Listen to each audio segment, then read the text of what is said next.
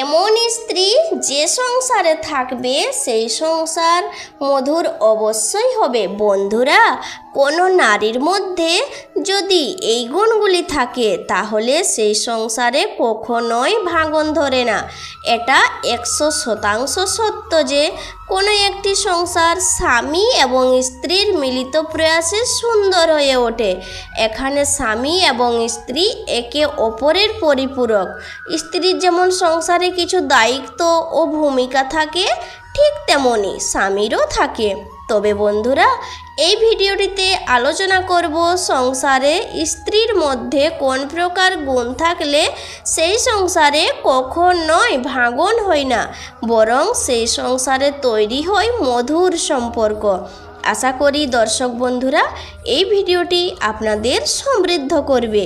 বন্ধুরা, প্রথম যে গুণটির কথা বলবো যা প্রতিটি স্বামীর অত্যন্ত পছন্দের এবং এই গুণটি প্রত্যেক স্ত্রীর থাকা প্রয়োজন, আর তা হলো গৃহে কর্মে নিপুণা।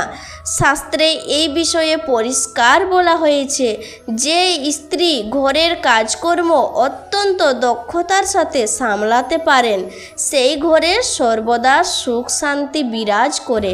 সেই স্ত্রী সমাজ সংসারে বিশেষ সম্মান লাভ করেন। এই দক্ষতার জন্য তার স্বামীর জীবনও সুখে পরিপূর্ণ হয়ে ওঠে।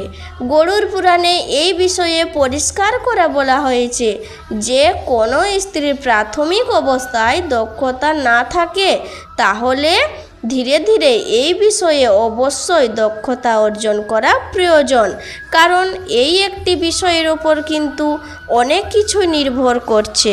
দ্বিতীয়ত যে গুণের কথা বলবো তা অনেকেরই থাকে না। অনেক স্ত্রী গৃহকর্মে নিপুণা, কিন্তু এই গুণটি না থাকার ফলে গৃহে সর্বদা অশান্তি বিরাজ করে, আর তা হলো মিষ্টভাষিনী। গৃহকর্মে নিপুণা হওয়ার পাশাপাশি যে সকল স্ত্রীর কণ্ঠস্বর ধীর ও মধুর হয় তারা পরম সৌভাগ্যবতী হয়। গরুড় পুরাণে এই বিষয়ে উল্লেখ করা রয়েছে যে পত্নী মিষ্টি ভাষায় কথা বলেন তিনি বিশেষ গুণের অধিকারিণী, তার স্বামীও বিশেষ সৌভাগ্যবান হয়। তৃতীয়ত যে গুণটির কথা বলবো তা সব থেকে বেশি গুরুত্বপূর্ণ। যে কোনো স্ত্রীর এই গুণটি অবশ্যই থাকা প্রয়োজন, আর তা হলো যথাযথ শিক্ষা। এই শিক্ষা কিন্তু কখনোই পুঁথিগত বিদ্যা নয়, এই শিক্ষা হলো সাংসারিক শিক্ষা। এই শিক্ষার ওপরেই নির্ভর করে তার পরিবার মধুর হয়ে উঠবে নাকি কণ্টকময়।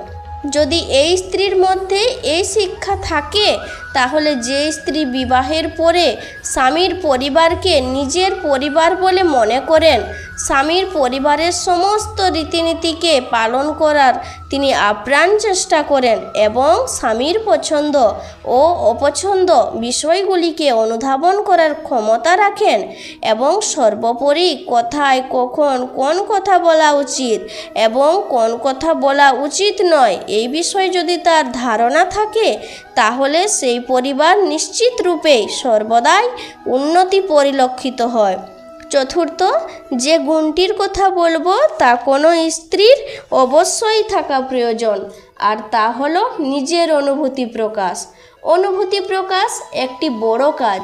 আপনি দুঃখ পান কিংবা সুখে থাকুন, যে কোনো অবস্থাতেই নিজের অনুভূতি প্রকাশ করা অত্যন্ত জরুরি। আর আপনি যখন কারোর জীবনসঙ্গী তখন নিজের অনুভূতিগুলি নিজের কাছের মানুষের কাছে প্রকাশ করা অত্যন্ত জরুরি। আপনি যদি আপনার অনুভূতিগুলি আপনার স্বামীর কাছে প্রকাশ করতে না পারেন তবে সে হয়তো আপনার সম্পর্কে ভুল ধারণা মনে পোষণ করতে পারে। তাই অনুভূতি যাই থাকুক তা সর্বদাই ধীর স্থিরভাবে স্বামীর কাছে প্রকাশ করুন। পঞ্চম যে গুণের কথা বলবো তা অত্যন্ত গুরুত্বপূর্ণ, আর স্বামীকে যথাযথ গুরুত্ব প্রদান করা। শাস্ত্রে এই বিষয়ে পরিষ্কার করে বলা হয়েছে যে স্ত্রী স্বামীর প্রতিটি কথা মেনে চলেন সেই স্বামী পরম সৌভাগ্যবান হন। স্ত্রীর কর্তব্য স্বামীর আদেশ পালন করে চলা। যদি স্বামী যদি কথা ভুল বলে বা ভুল করে সেগুলিকে শান্ত মনে ধীর স্থিরভাবে ধরিয়ে দেওয়া, কখনোই চিৎকার বা চেঁচামেচি করে নয়। স্বামীর পছন্দের রান্নাবান্না করে তাকে খাওয়ানো আর তার খোঁজ খবর রাখা, এই সমস্ত কিছুই একজন স্ত্রীকে অন্যদের থেকে পৃথক করে তোলে। ষষ্ঠ যে গুণের কথা বলবো তা হলো মায়া ও মমতা। যে নারী পরোপকারী হন, দান ধ্যান করেন, গরিব মানুষদের দান ধ্যান করেন, যে নারী শিশুদের ভালোবাসেন, বয়োজ্যেষ্ঠদের ব্যক্তিদের শ্রদ্ধা করেন, যে নারী ধর্ম ও কর্মে নিষ্ঠাপরায়ণ হন, তাকে জীবনসঙ্গিনী পাওয়া ভাগ্যের বিষয়। এবং সর্বশেষ যে গুণটির কথা বলবো তা স্বামী এবং স্ত্রীর উভয়ের থাকা প্রয়োজন, আর তা হলো সততা। এই বিষয়টি সম্পর্কের মধ্যে সততা ও বিশ্বাস না থাকলে সম্পর্ক কখনোই দৃঢ় হয় না। সকল নারীর মধ্যে এই সকল গুণাবলী রয়েছে। হাজার বাধা বিপত্তি আসা সত্ত্বেও তারা সমস্ত কিছুই সামলাতে সক্ষম হন এবং সেই পরিবারে সুখ ও শান্তি সর্বদাই বিরাজ করে। এই কারণে প্রবাদে হয়তো এই বিষয়ে উল্লেখ করা যায়, বারবারই সংসার সুখে হয় রমণীর গুণে।